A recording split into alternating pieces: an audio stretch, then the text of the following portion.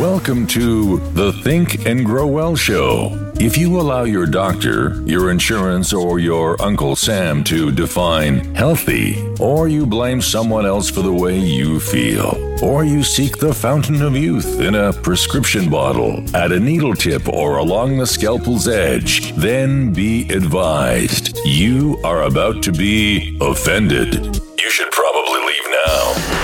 Anybody can just think and feel better? That's scary. I mean, thoughts aren't regulated by the feds, and no drug company has a patent on them. So thinking thoughts must not be very safe or effective. If you love feeling frisky and having fun, take responsibility for your own vitality, and want freedom to enjoy epic experiences with folks you love, welcome aboard and prepare to be blown away.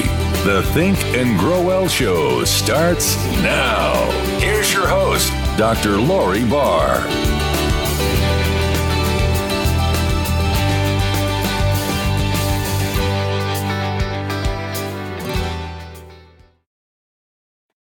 I'm Dr. Lori Barr. This is Think and Grow Well. And today we're looking at the question that sometimes we ask ourselves, or we may ask somebody else, when a behavior is uncomfortable or is unexpected or has consequences that we're not particularly happy with. And that is the following question. Why did I do that?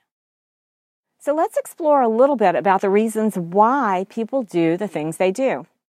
Let's start with a story. Have you ever been in a relationship and maybe in that relationship you've got some history about an issue? Let's take an extreme case. Let's take somebody who has been unfaithful in a relationship. And maybe the person that they were unfaithful with is still around in the community. And occasionally you run into this person in the same circles. Now, if someone is trying to maintain, say, a marriage, and there is this issue of infidelity that definitely destroys trust in the short term in a relationship, it takes a long time to, in general, it usually takes a pretty long time to build trust back up in a relationship when you've been wounded, burned, whatever you want to call it, feeling less worthy because of a case of infidelity. And if that person then engages in an activity where they put themselves in close proximity to the person that they actually had the affair with, then that would maybe bring up the question in themselves or from their spouse, why did you do that? Why would you be the moth close to the flame? And you may ask yourself that. You may ask the other person that. Or, this is an extreme example, but there's plenty of other things. Just for example, if you're trying to stick to a eating program, an exercise program to assist you in having the body that serves you best, a highly functional body that's pain-free, and then all of a sudden you gorge out on Halloween candy for days and days after Halloween's over, you may ask yourself, why did I do that? So it all comes down to the functions of the mind again. Now remember, the mind, you can think of the mind in two parts, and this is, kind of teleological, so if it doesn't exactly jive with what's in the anatomy book, that's okay. This is a working description of your mind so that you can get your mind working to serve you better. So think of the mind in two parts, the conscious or thinking mind, and what's the job of the thinking mind? To accept, reject, or neglect new ideas that come in, or any idea that comes to mind. And then the second part of the mind is the subconscious mind, the feeling mind. It's responsible for your feelings, your emotions, your stored memories. It cannot reject, it can only accept what's allowed in. Now, the subconscious mind does not know the difference between past, present, future, or between truth and fiction. The conscious mind, different beast entirely. You have mental muscles or intellectual faculties that are not operational until about age 6 and then continue to develop until about age 25. So as your subconscious mind is doing its thing, it tries to, the ultimate job of the mind is to keep you alive, right? To keep you surviving. And survival requires eating, sleeping, sometimes, eating, resting, and rejuvenating, and procreating, right? You have to be able to eat and procreate, have energy and procreate in order to pass on your gene pool to the next generation. To play in the gene pool, you've got to have enough for us to have the energy to play and to procreate. So that's what your whole, your mind is, that's its ultimate goal, is to keep you alive and survive. And basically, it does that through creating habits for you. So you don't have to think about mundane things. So you can be on guard for things that are different that you need to be aware of to avoid danger. That process is the creation of habits. So that process is the creation of habits. And it's the reinforcement of the same idea in the subconscious mind again and again over time. Neurons that fire together wire together, and that lays down a track, just like the Oregon Trail, that can be seen for years to come. Habits are actions that we take unconsciously. We don't have to think about them. And groups of habits form our paradigm. It's the way we interact with the world. Paradigms are our lens through which we observe our world. And the 3 ways to change a paradigm, we've already talked about a little bit before: shock, repetition, and the third is agreement. Why we do the things we do is related to the process of the interaction between our stored subconscious memories and the formation of our paradigms. Memories are those multifaceted vibrations that contain components of all of the mind's languages and kind of stores it as a quantum hologram. And when that memory is recalled to the conscious mind, usually by a current association to something that either looks similar, sounds similar, has a similar meaning, or has a similar smell, we resonate with the same emotions as the stored memory. The more times this memory is raised to the conscious level, the more it becomes ingrained in our thinking pattern and eventually forms our paradigm. The paradigm is the way we see the world. It's the lens through which we experience the world. We look through this perspective, and what we see back is truly a reflection of our habits. So everything, like today, when you look around your life and you see the results you're getting, this is not a reflection of your true potential. This is simply a reflection of the habits that you have enacted up until this point in time. What role does this have to do with regard to health? Events that happen early in life can affect your health because it affects your decision-making as an adult. If you didn't like shots as a child, you may not go to a doctor as an adult. Before the age of 6, your conscious mind doesn't have the mental faculties. It doesn't have the mental muscles, the intellectual faculties to help you accept or reject ideas consciously, actively. Instead, ideas just go straight into your subconscious mind. This means that everything in our lives is touched by our childhood environment and shaped by the people who are around us at that time. We hardly stop to realize what the effect of these things might have on our personalities, our likes, our dislikes, and our habits because we don't understand what actually shapes us when we're very young. So again, a habit is just an unconscious set of actions, like brushing your teeth, that you've done it enough that you don't have to think about it. You can do something else at the same time. And that's really the key to a full understanding of the relationship between stored memories, the formation of your paradigm, and the role the paradigm plays as you experience similar situations in the present day, continuing your journey through life. All influences that shape your subconscious mind are stored as memories. Remember, mind is movement.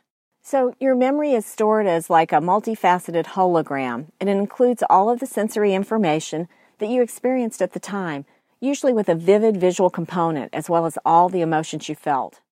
You have the ability to recall this memory to the conscious mind anytime you're reminded of an event. Remind is to bring back to the conscious mind again. So when you remind yourself, you're actually reaching into the subconscious mind and bringing to the level of consciousness a stored memory. When the memory is recalled to the conscious mind, we experience the same emotions and set up the same vibrations stored in the original memory. This vibration affects our actions, and our actions then affect our results. When you ask somebody, why did you do that? And they say, I don't know, that's honestly true. because they don't know what about the stored memory.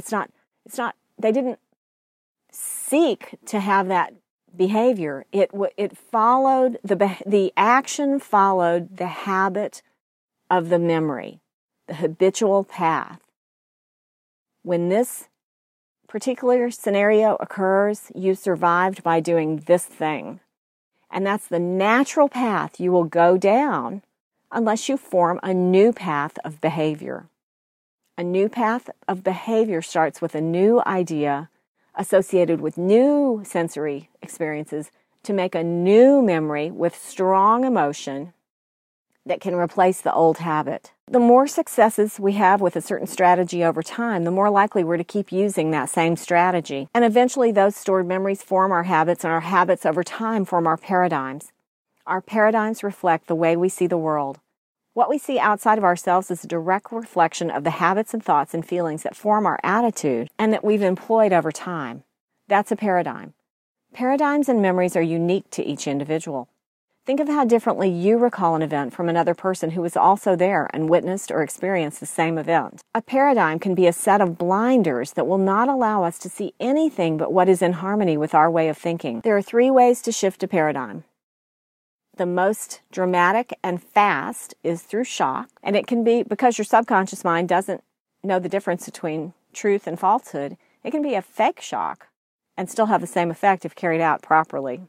And that's kind of what the field of cognitive therapy or behavioral interventions or like rapid eye movement treatment as an example. A lot of neuro-linguistic programming techniques, those employ interventions that are designed to create an interruption and restart in the wiring system. The second method of getting rid of a paradigm or shifting a paradigm is agreement. Shock crashes into the subconscious mind. Agreement slithers in the side door.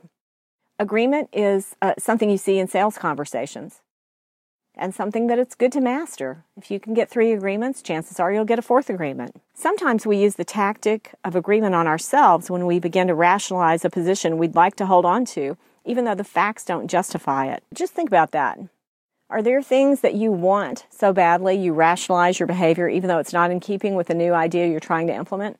Think about this in regard to the changing of the eating patterns and the movement patterns so that you support a healthier body. Are you truly a savvy marketer who works in keeping with your objectives, or are you misaligned with your goals? Because you're really, in that case, marketing to yourself. The third way, and the tried and true way to establish a new pattern, is the diligent cultivation of a new idea. If you want to shift a paradigm without major life trauma or manipulation, recognize how much your paradigm limits purposeful creation and collaboration.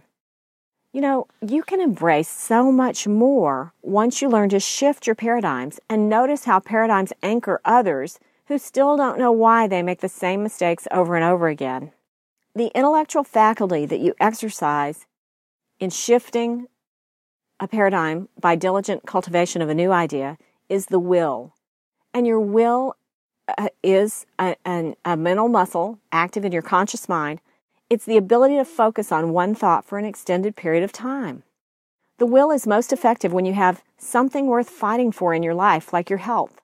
Strengthen your will, and you'll notice how much easier it is to leave unuseful paradigms in the past. So why do we do the things we do? Well, in the story of the person who was involved in infidelity, the paradigm around relationships revolved around freedom and fun and passion, very strong emotions and desires. And the risk of the sure relationship was not as painful as the reward of getting close to that emotion again. So that's why they did the thing they did, right? That's why the person becomes the moth to the flame. So the risk actually became invisible in the face of the bright desire. It's just like the moth to the flame. Many things become invisible because of our paradigms. And this is important because if the volume of sensory information that comes into our conscious mind is far more than we can process. And paradigms actually help protect us from sensory overload and mental malfunction. And paradigms are also the most common construction tools we use in creating constructs that help us function in life. So if you can identify your major paradigms, then you can shift your behaviors that are no longer serving you more quickly with the 3 shifts we talked about: shock, agreement, and diligent cultivation of a new idea. Your next steps.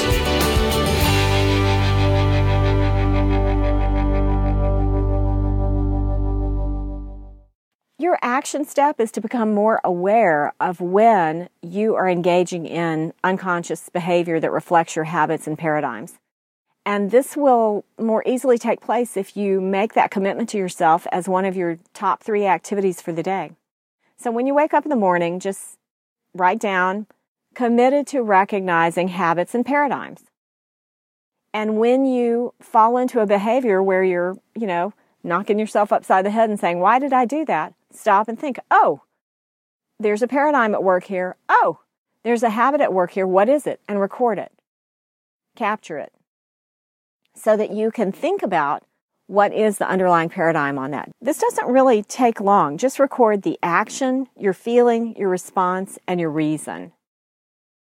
And then you can review this in the evening and decide if that's a paradigm that keeps serving you. I'm Dr. Lori Barr. One idea is all it takes to change your world as we continue on this journey so we all think and grow well. Psst, be aware. Vitality is an inside job. Trust your spirit, make up your mind, and get your body in gear. There are no second chances.